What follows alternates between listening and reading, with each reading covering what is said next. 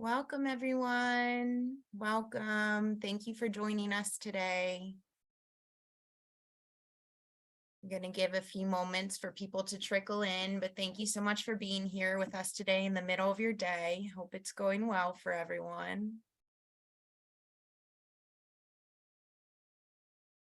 Feel free to take a moment to introduce yourselves in the chat along with your pronouns and any affiliations, where you're joining us from, your location. We're all so happy that you're here. It's nice to see some familiar faces.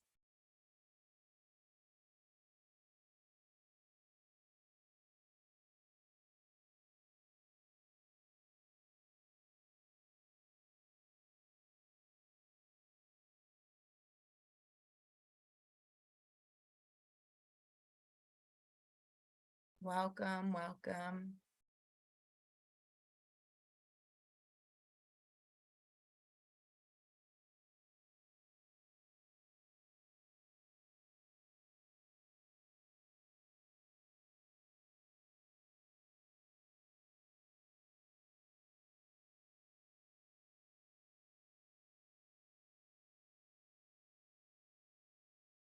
Just so everyone knows, today this webinar is being recorded, so folks who can't join us today can view it later, or if you wanted to view it later after being here today. So we are in the Zoom meeting setting right now. So if you'd like to turn off your video, if you don't want your video to show up, or if you want to change your name, feel free to do that, whatever makes you the most comfortable.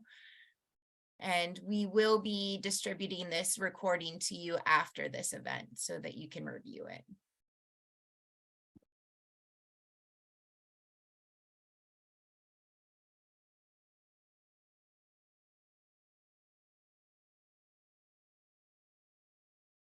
Welcome, everyone.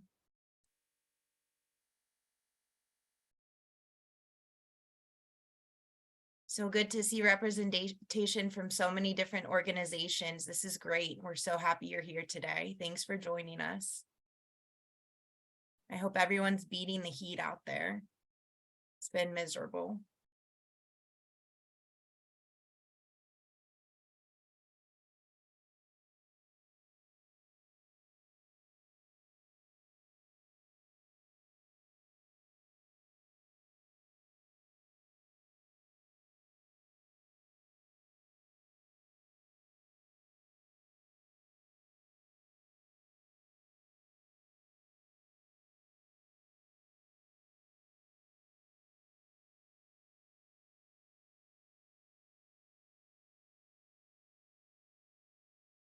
We're going to go ahead and give a few more minutes for people to trickle in. We still have people pretty consistently coming in. We want to make sure everyone gets all the information. So just bear with us.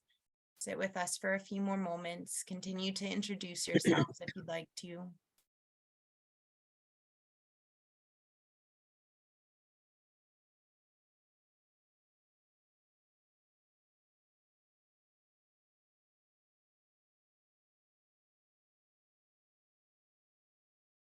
You're just joining us right now, just to let you know, we are recording this event. So if you'd like to turn your video off or change your name, please feel free to do that. Whatever makes you most comfortable in the space. We want you to all feel welcome and comfortable here, ready to take in this information.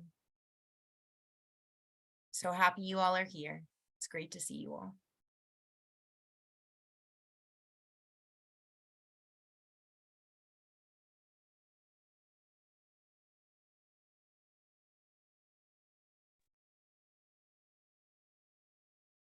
Wait about one more minute, about 5 minutes after, and we'll get started here in a moment.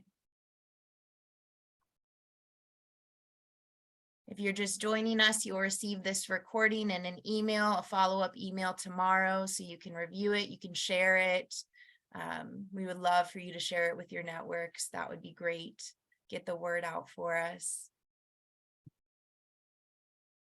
All right, and we're at 5 after. I just want to welcome everyone to this space. Thank you for being here with us today. We have a lot of information to throw at you. So if you have any questions, please feel free to put them in the chat and we will address them at the end.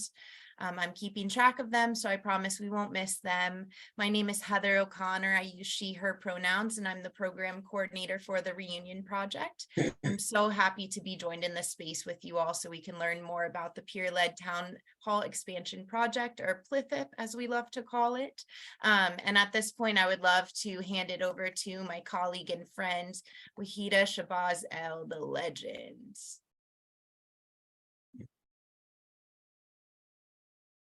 So good afternoon, everyone. My name is Wahida Shabazz El. I am the Director for Community Engagement for the Reunion Project. And I'm just going to start us off. And again, I'm just happy to see so many people interested in our peer-led town expansion project. So let me tell you a little bit about who we are. Heather, are you going to move the slides for us? Yep, absolutely. Just let me know when you Perfect. need me to move. I am ready. You can go to the first slide. So for those of you who may not know who we are the National Alliance of Long-Term HIV Survivors. We are the National Alliance of Long-Term HIV Survivors. And we were founded in 2015 by some long-term survivors who recognized that there was an entire group of folks who had survived the epidemic, but in many ways had been left behind from the very communities that they had helped to build. So we find power in our stories. We bring people together. We provide safe spaces for survivors to come together and honor the fact that even though we've weathered great adversity, we've weathered a tremendous loss, that many have come through the experience with a certain degree of resilience, and we want to honor that resilience. May I go to the next slide, please? Thank you. And so we've been around since 2015, and we have been going around the country doing 2-day in-person, mostly in-person events. And so we're doing this expansion project so we can increase our network and broaden our network. But we've been to in person, we've been to Atlanta. Our most recent place we've been to is Birmingham, and that's the flyer that you see there. But we've been to Atlanta, we've been to Chicago, Fort Lauderdale, Florida. We've been to Houston, Texas. We've been to New Orleans. In fact, New Orleans was virtual in 2020 when COVID hit. We did Palm Springs, California, Philadelphia, Pennsylvania, where I'm from, Seattle, Washington, and we've also done Washington, D.C. Right now, we are concurrently organizing 2 town halls, in-person town halls. The next one will be in Charlotte, North Carolina, and also going to New Orleans, this time in person. So we're organizing those concurrently right now as we speak. But we've approximately reached about over 1,300 attendees across the country. And by having this expansion program, we hope to reach many, many, many more. Thank you. Can we go to the next slide, Heather? Yeah, so here's a little template of what our 2-day peer-led, what we envisioned that it will look like. We want you all to be able to create and provide safe and inclusive environments to honor and support our unique survivors of long-term survivors with HIV and AIDS, because our survivorships are unique. There's not one fits all when it comes to survivorship, and I'll talk about that on the next slide. But we want you to be able to ensure that there's a balance between meaningful connection and also providing important information. And so these town halls should also provide, I'm sorry, you could just go back, we should also provide networking opportunities. It's really important that we create networks that beyond the event, that our communities are connected, and we have make plans that we're going to continue to connect, whether it's through webinars, whether it's other in-person events, but we want to make sure that we're making those network connections. Thank you, Heather. I'll go to the next slide now. This is one of my favorite things to say, because the Reunion Project, we hold an inclusive definition of long-term survivor. I love sharing this information with the community because, like I said before, there's not a one size fit all, right? Many people who identify as long-term survivors have been living with HIV for over 10 years or more. And then there are others who feel that their long-term survival has shaped their experience, that they've been living with HIV before there was effective treatment, before HAART, before highly active antiretroviral treatments. Then some feel that their long-term survival experience is marked by going through different eras of their life. Perhaps they were a young person and now older person, they're aging with HIV. And then there are some network members who call themselves lifetime survivors. This is recent. We have been calling them verticals. They have called themselves dandelions. They have called themselves, and now they're calling themselves lifetime survivors. These are people who have been living with HIV for many decades and mainly since birth. And so we also welcome people who are not living with HIV to join our network, because our allies and our loved ones and our community, our family members have survived along with us. So unlike, MMAC has the 50 plus, our Reunion Project definition of long-term survival is pretty much ageless, and it is self-defining. You tell us how you identify as a long-term survivor. We don't get to tell you. Thank you. Next slide, please.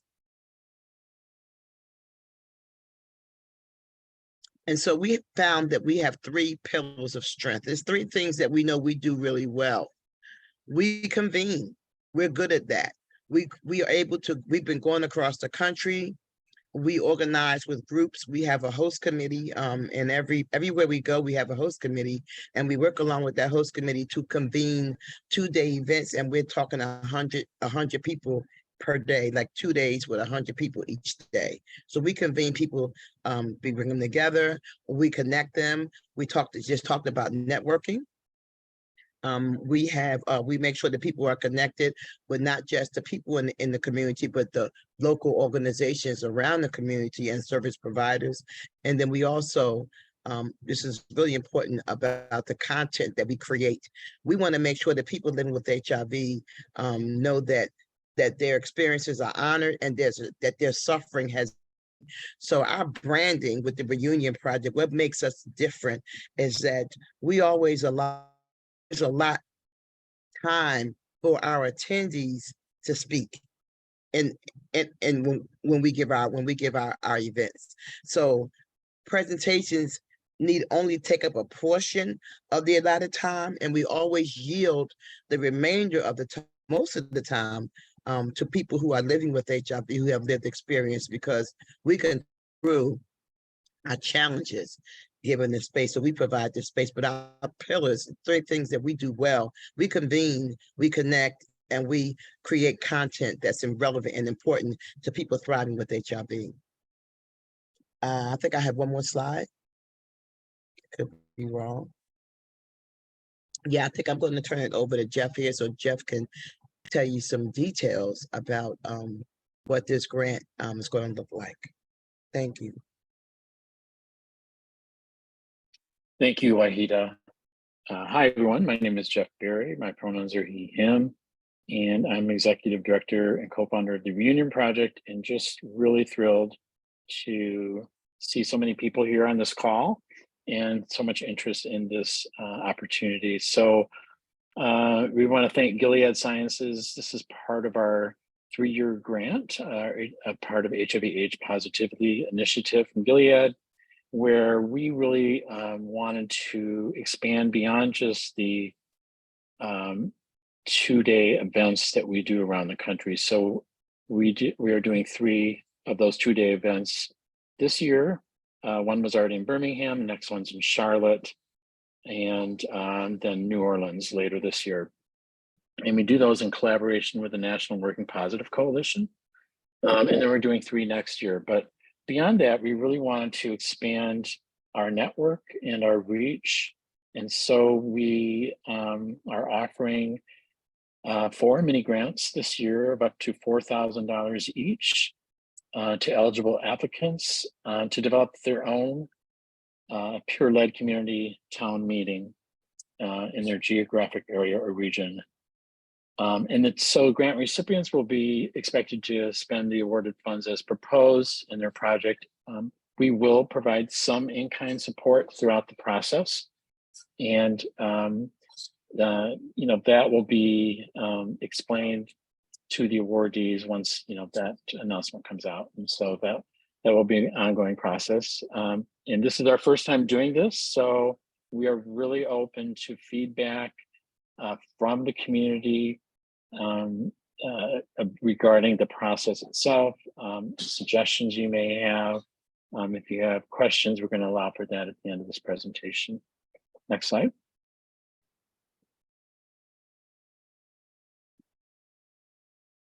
So for the mini grant, the eligibility requirements are either that you are a 501c3, networks or advocacy groups are and individuals are encouraged to apply, but if they do apply, they will need a letter of support from a 501c3 organization, and awards will be dispersed to that 501c3. So you can apply as an individual, you can apply if you're not a 501c3, but you will need to have a letter of support from a 501c3 because that's where the awards will go. So you should also have some experience working with people living with HIV and or long-term survivors. This is a core of who we are in our programming, and so the intent is for us to help organizations or areas that otherwise may not get a reunion project in their local region to develop a smaller program. $4,000 is not a lot, really, when you start adding everything up. And so this is really designed to be a smaller program. We're not asking you to do a 2-day event. It could be an evening program, could be a weekend. It could be 3 to 4 hour event. So this is, but it's kind of, we want it to model our, what we have been doing around the country for the past 5 or 6 years now. We would like you to be able to demonstrate that you have some ability to, host a successful event in our community meeting. So having some experience in that. But we also want to, train and help, grow leaders in our communities. And so don't be like unwilling to apply if you don't have years and years and years of experience, right? So it's kind of, we're trying to build leaders from the ground up, but also recognizing that you have to have some experience in the area. You should have a proposed budget for the use of the awarded funds and be willing to spend all awarded funds for development and implementation of your program. Next slide.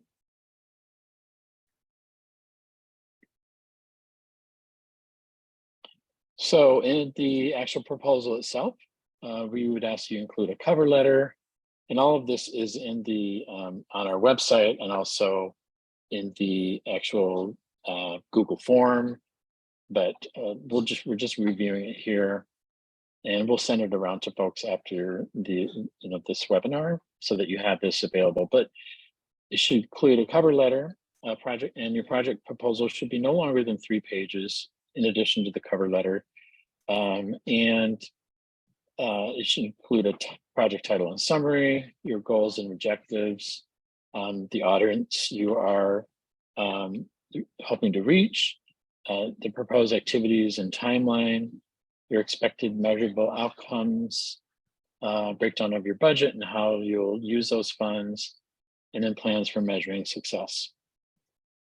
You can also include a list of previous projects or initiatives or events related to HIV/AIDS or long-term survivors that you have been part of implementing or developing.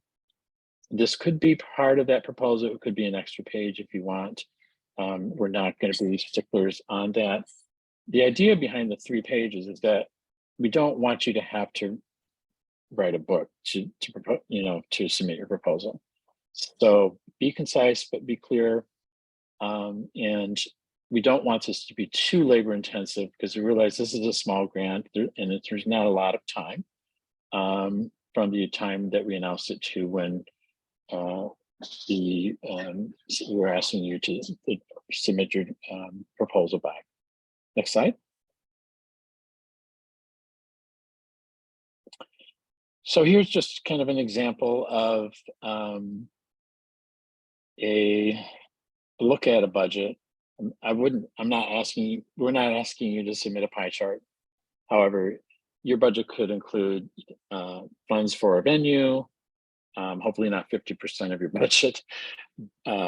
We often try to get, when we're going into a town, places that aren't overly expensive. If they offer nonprofit discount, that's great. If they give it to us for free, even better, because then we have more money to put towards the program itself. So, but anyway, so speakers and presenters, food and beverages, maybe printing of flyers. So these are just examples of things that might go into your budget.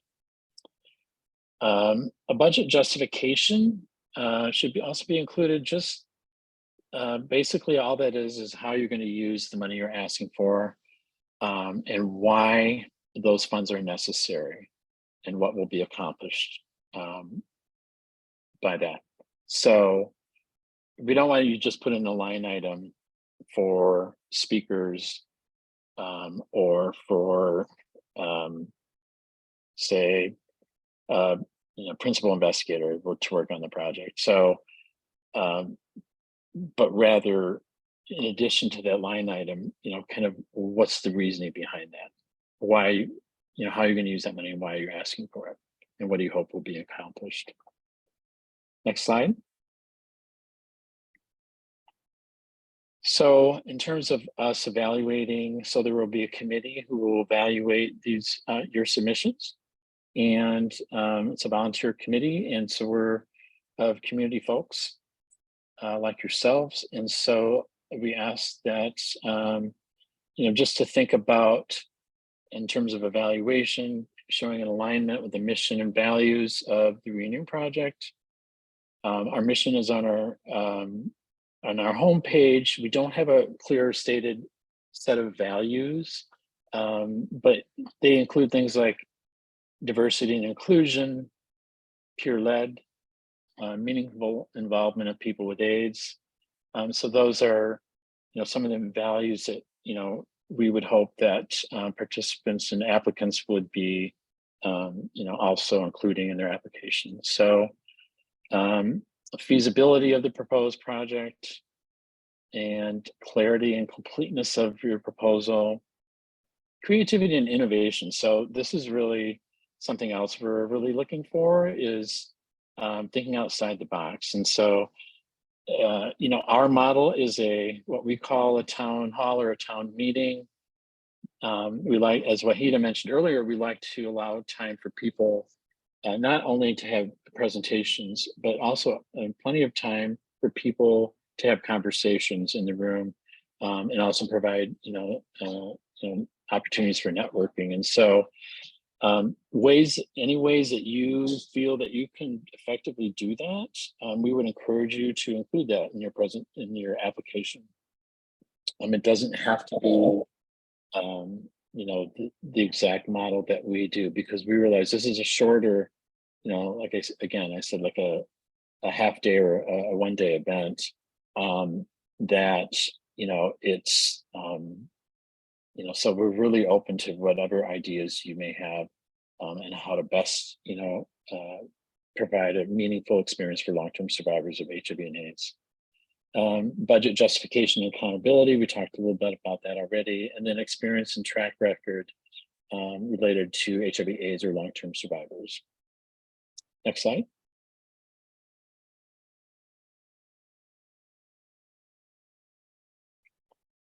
So for the submission process, it's pretty simple. You just send all of those things that were listed earlier and that are listed in the RFP to info@reunionproject.net. Or you could also go to the link that will be in the chat to a Google form, which includes an upload link where you can just upload those files there. you can do it that way. So whatever is easiest for you. If you do submit it by email, we just ask that you include mini grant proposal and then your organization or individual name, if you're applying as an individual. So proposals must be received no later than 5 Eastern on Monday, August 14th. That's 2 weeks from Monday. And applicants may be contacted afterwards for additional information or to schedule an interview. And, once again, just to remind you, if you're submitting as an individual, you must include a letter of support from those 501c3 organizations. Next slide.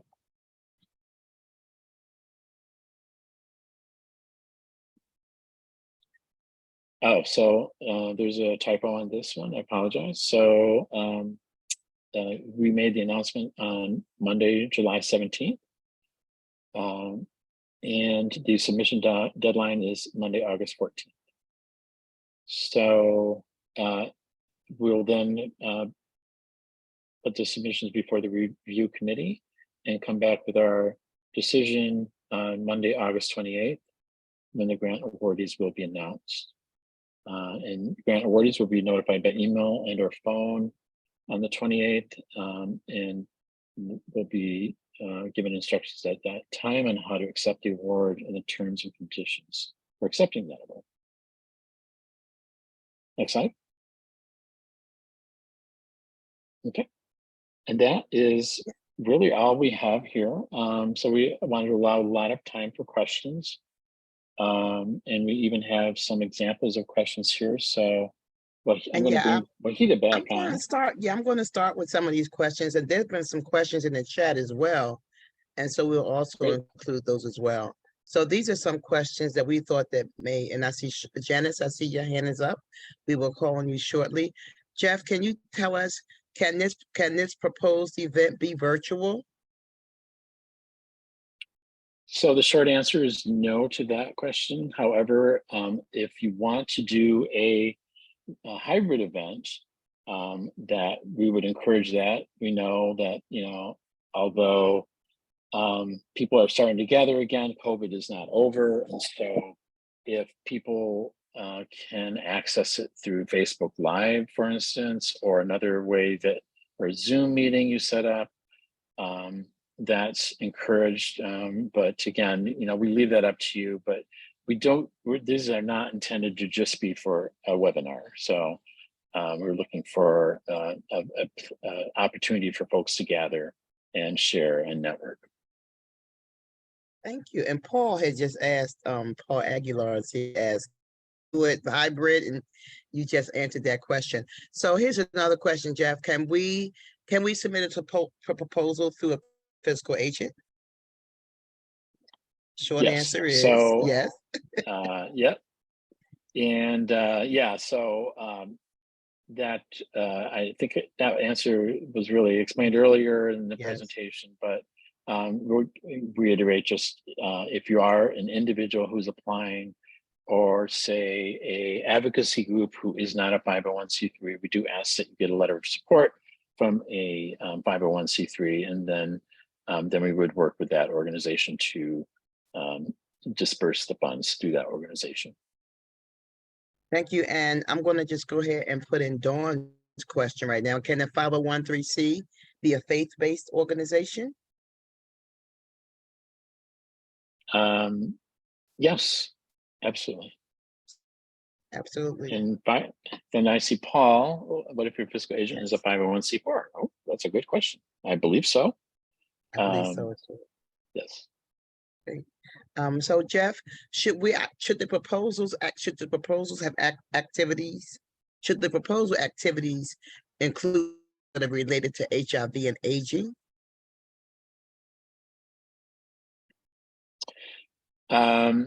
Yes. So typically we do ask for our 2-day events when we go into the cities.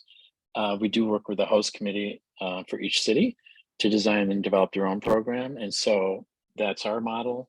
Whether that's the model for your event is up to you, but we encourage, input from the community, obviously, when you're developing a program for the community, because I think that's, really, really useful. But we do ask the host committees for our events to typically have at least one presentation on HIV and aging. However, we would not, ask necessarily that you have to do that in this smaller kind of event that this RFP is designed for. So, for example, you could, if you do decide you want to do a presentation, maybe it could be around mental health, it could be around long-term survivors and isolation, it could be, so a topic related to HIV and aging or long-term survival is perfectly fine. But I also don't want to, we don't want to say that you have to have a didactic presentation as part of your event. But I would also say that the thing that I find most valuable and most unique about the Reunion Project is that we have this, what I call a perfect blend of science and spirit. And what I mean by that is just that, we have really useful information that we like to people to take away from our events, but we also like to encourage connection.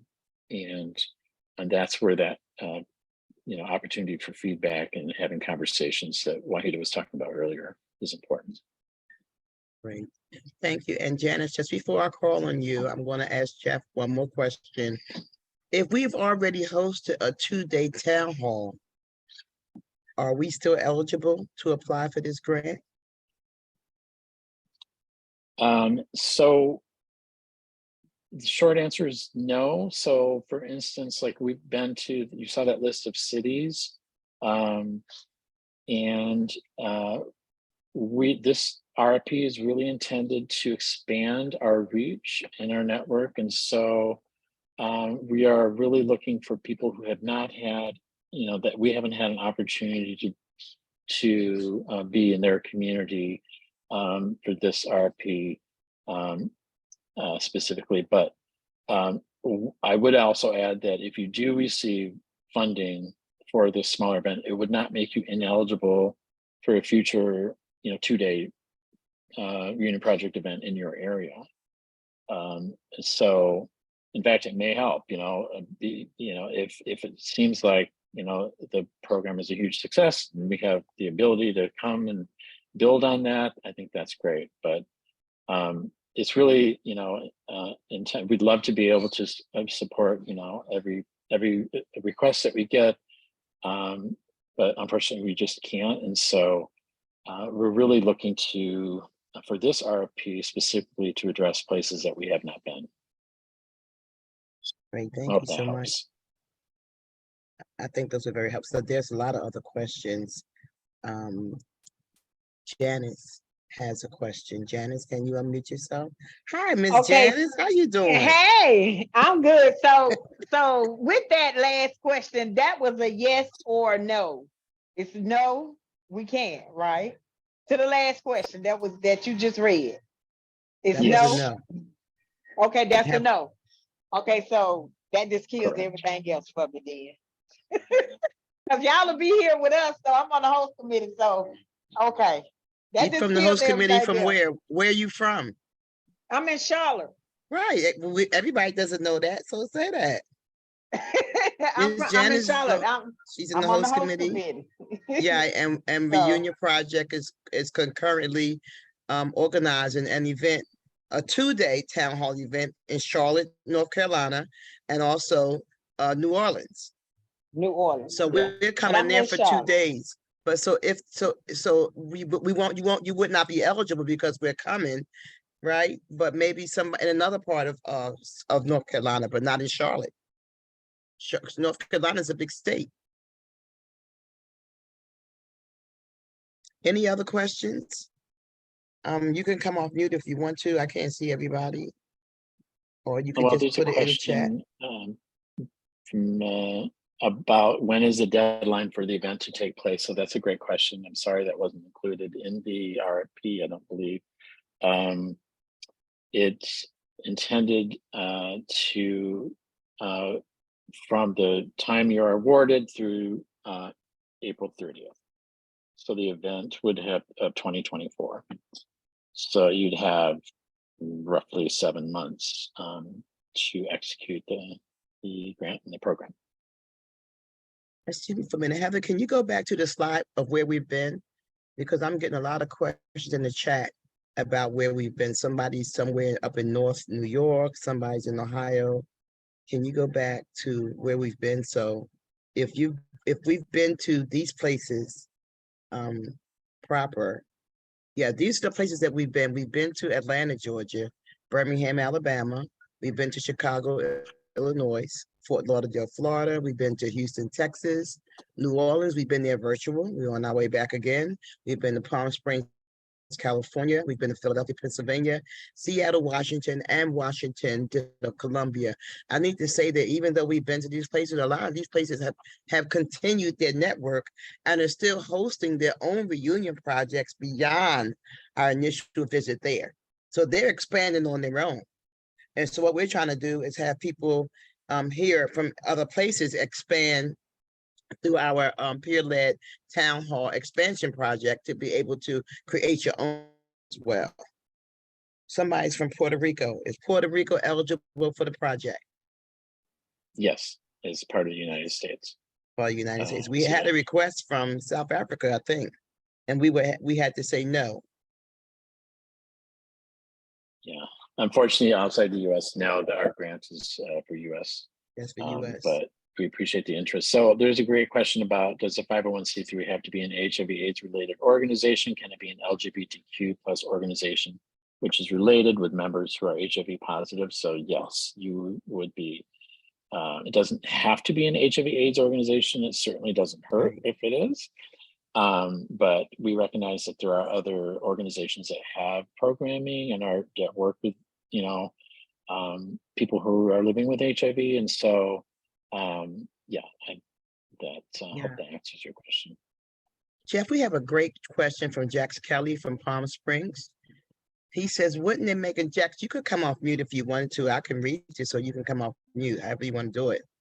He says, wouldn't it make more sense to exclude cities you visited in some years? Or are you excluding Palm Springs, even though we haven't been there since 2015?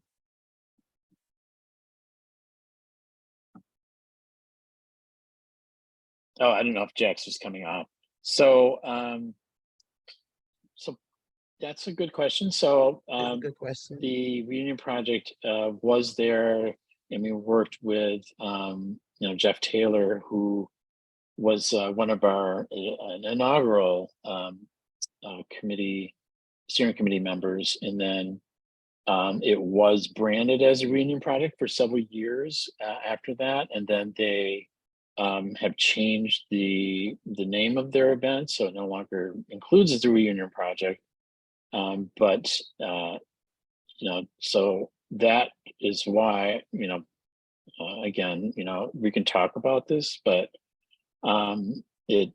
that's why I would exclude, Springs particularly, because that program really sparked the one that's currently ongoing there. That makes sense.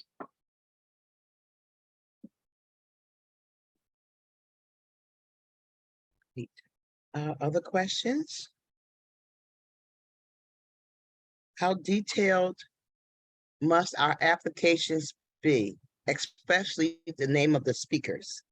Do we need that much detail? Sorry, can you repeat that?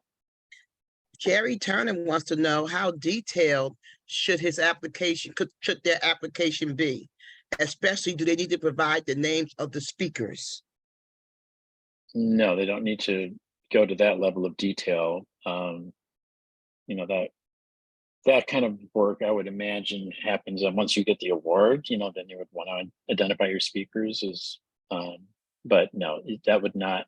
I mean, if you have them, you could include them, but it's not. I don't believe that would be necessary, or you would be judged for not having that kind of information, because that's kind of the work that would happen, after you get an award, right? So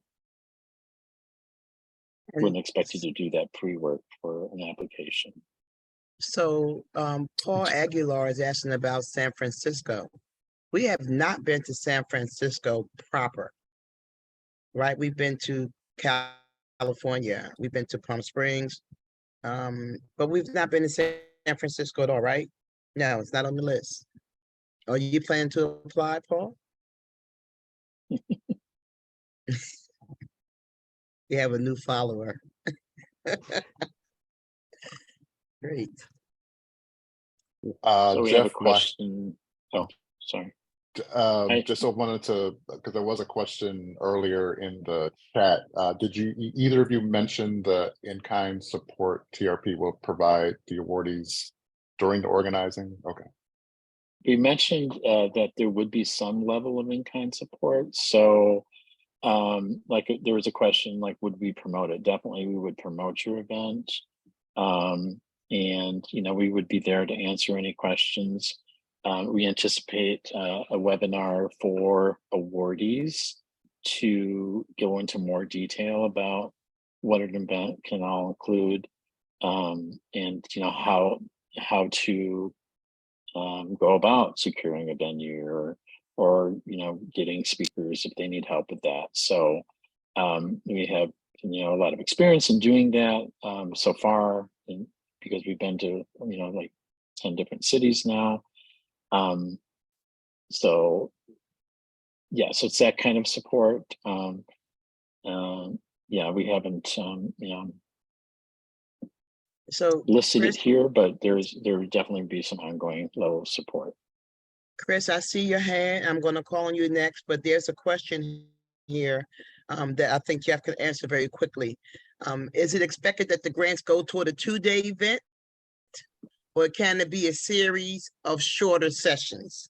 What is this grant exactly for?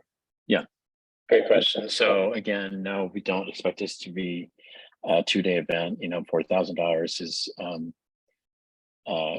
when you have a 2-day event, that could be enough to cover your catering if you're lucky. And so yeah, so this is designed for a smaller event, maybe a half day or an evening. If you can swing a full day, great. Some people are really good at getting other things kind of donated. If you can get other kind of funding to help with that, then maybe you could make it a 1 or 2-day event. But I don't imagine that with this amount, we don't expect you to host a 2-day event, certainly. So great question. Thank you. And Chris, would you like to come off mute and ask your question? Yes, There you thank you go. very much. Hello, everyone. My question is, I'm looking at on the screen now, you have the flyer from Alabama. And I Yes. noticed at the bottom, it says in partnership with, and it has a whole list of other organizations. So if we were to receive this grant, will we also be expected to, or be encouraged to reach out to other sponsors? Like, do they have vendors at this event? Type of thing. Yeah, it's a great question. Thank you for that question. So our partners really that you see listed there help to spread awareness about the event to their constituents. So that is what we asked of partners, and so we weren't asked. They did not supply any direct kind of funding. Some provided some in-kind support, which we're very grateful for. But I think it's always good when you work with other organizations to help get the word out and to help, even in the development and design, if people have time and they want to volunteer to help in any way, that's why you see all those partners listed there, because they did some kind of support, whether it be through helping get the word out, helping to, get, again, some in-kind services for the event itself. So it's always, a good idea to work and partner with other organizations, because it just brings more awareness about the event in general. So this Yes. certainly, it's not Some of asking you to these go out and get other organizations, support. Thank some of you these very much for that. organizations help. Some of these organizations even help with transportation. Mhm. One of the organizations had a van, so they help people get there.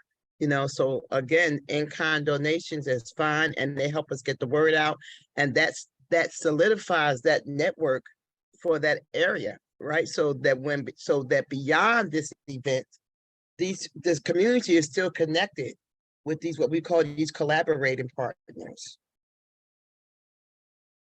And I'm from Thank Las you. Vegas, by the way. So thank you. Yeah, I'm sorry, you what? I said, oh, and I'm from Las Vegas, by the way. He's from Las Oh, okay, Vegas. great. Okay, I didn't say great. that earlier when I first started talking. Thank so. you so much. Grace Ruther, I know where you from. That's a Philly girl right there. Hey, Grace. I like Muting and Paul's comment muting. that, I am from Philadelphia, Center City. oh, Thanks, hi. everybody. Quick question. Can I host a women-only event, or that would be considered non-inclusive?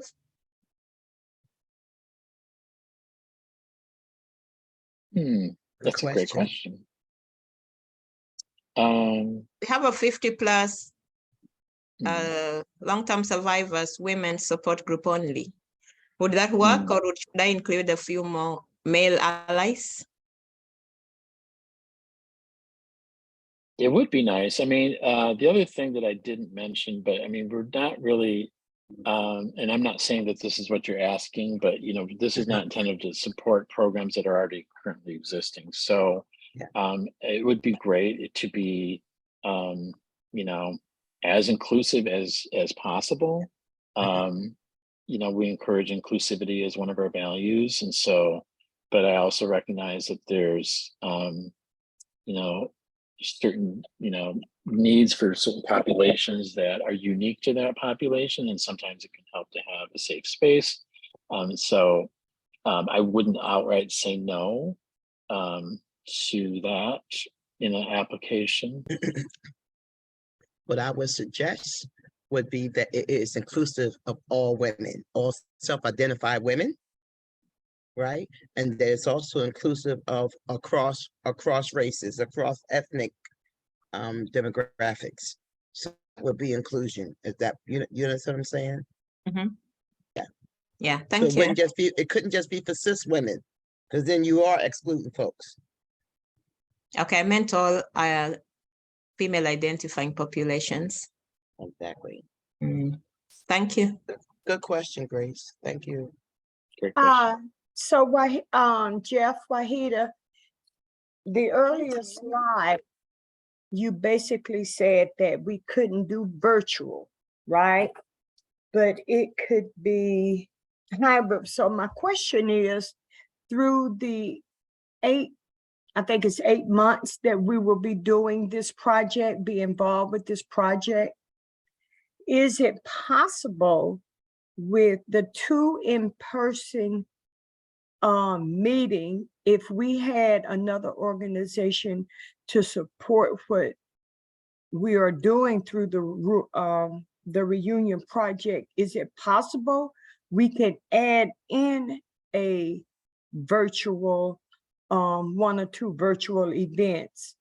Let's just say if it was a speaker from Florida that was going to be speaking on a particular topic, could that happen? Could you basically mix it up? Absolutely. Yes, absolutely. Yeah. Absolutely. So we had in Birmingham, we had a speaker who at the last minute couldn't attend, and so he recorded his remarks, and so that's perfectly acceptable. And I just want to clarify, because I think you said 2 in-person events, so we're not asking you, because I know we've said a couple of times that we have these 2-day events. That's not what this RFP is for. Okay. So it's really one event. Okay. It's one event that's going to run about 3 or 4 hours, or if you get more funding from some other organizations, you can make it go longer, but we're only providing 1 grant, and the maximum amount is $4,000. Right. Which would pretty much just cover, like, it wouldn't cover 2 days. It's just for a 1-day event. Okay. And I need to say that we also live stream when you talk about a hybrid. When we talk about a hybrid, Right, we've also live streamed. When we went to Houston, Texas, we live streamed Vanita Ray's yes, quality of life, which was a white paper. It was awesome. So yes. yes, hybrid and pre-recordings are allowed. And we've been to Atlanta already, Mhm. but we haven't been to the rurals. That's what I'm We've saying. been to Atlanta. Okay, so yeah, be creative. Okay. Thank you. You're welcome. So, so there's a question of define in-kind services. So I think we kind of touched on that, but you know, that could be so in-kind services. If you get some in-kind services donated from other organizations or from other sponsors, things like that could include like the venue, food or catering, printing, swag you might want to give away. Like people, there may be, you know, folks who want to provide those to you for free. So that's the kind of in-kind services. Does that answer your question? Okay, great. Thanks, Wanda. Someone asked earlier about vendors. It was a part of his About- question. Someone asked earlier, Yes, that was Talking about- me. That was Chris Reynolds from Las Vegas. right? Yeah, I don't answer that. Did we ever respond to that? I don't remember. No, that we not did. really. Okay, I'm gonna ask Jeff to respond to that now.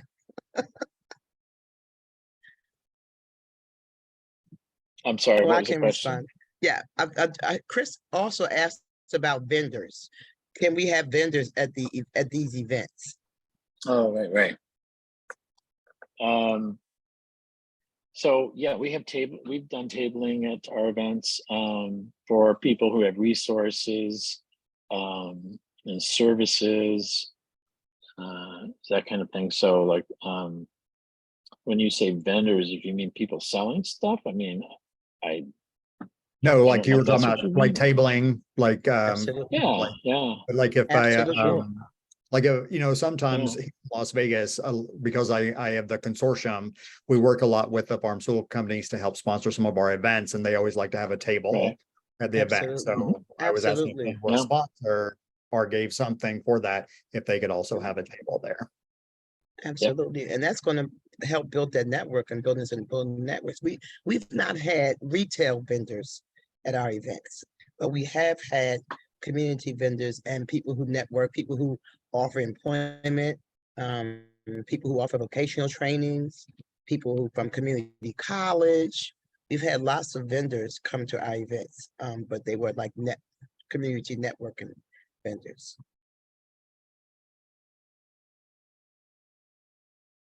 Okay, I don't know if there's other questions in the chat that we missed, or if your question wasn't answered, please raise your hand or just come off mute. But been a lot of great questions and interactions here. So Really Eric appreciate it. Martinez came on late. Mhm. They want to know, they said they missed it. You must be a 501c3? That's Eric's question. Thank you, Eric. So yeah, so we're asking if you are applying and you're not a 501c3, that you have a letter of support from that 501c3, because that's where the funds will actually go and be dispersed through that. So you don't have to be one, but if you are applying as an individual, then you would need as Paul just pointed out, a fiscal agent or sponsor. Yeah. And thank you, Jeff. And there seems to be one other question. Jeff Turner is from San Diego. They want to know, can they include participants from Tijuana or Baja that's nearby? Absolutely. Yeah. Great. Great questions. Yeah. I mean, that's we are And yes, committed the to report- language justice at the Reunion Project, and so the one in Birmingham that we just recently did, we had interpreters there. and it really allowed for more interaction amongst people for whom English was not their first language, or who were monolingual, and so that was really powerful, and a very a great learning experience, I think, for us as an organization, because it just we recognize, and we're now committed, to having those interpretation at all our events. So at our in-person town halls anyway. So the only thing about that is we realize it's expensive. And so if you, there is a significant cost associated with that. So we're not, saying that you have to have interpreters available at your event, but, but it certainly, if you can make that happen, great. That's fantastic. The other thing is, I just wanted to say, if you wanted to develop a program that's entirely in Spanish for Spanish speaking people, or another language, that's perfectly fine. It doesn't, I know, because we asked that the application be in English, and that's just for us to be able to, review it. But that doesn't mean that, you can't develop a program in Spanish, that, Yes. and only in Spanish. So. And the last question I think we'll take is from Jessica. It looks like Jessica's asking, with so many people interested, how do we determine who gets the funding? We have a review committee. Yeah, go ahead, Jeff. No, go ahead. Well, we have a review committee who is standing, waiting for you all to submit these applications.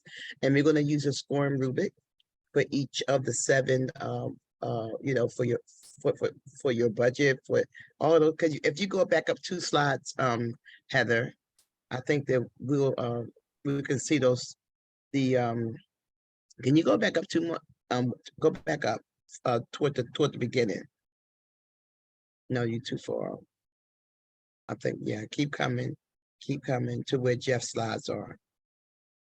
One more. No, keep going. I'm sorry, keep going. Right here. So your proposals, no, go back.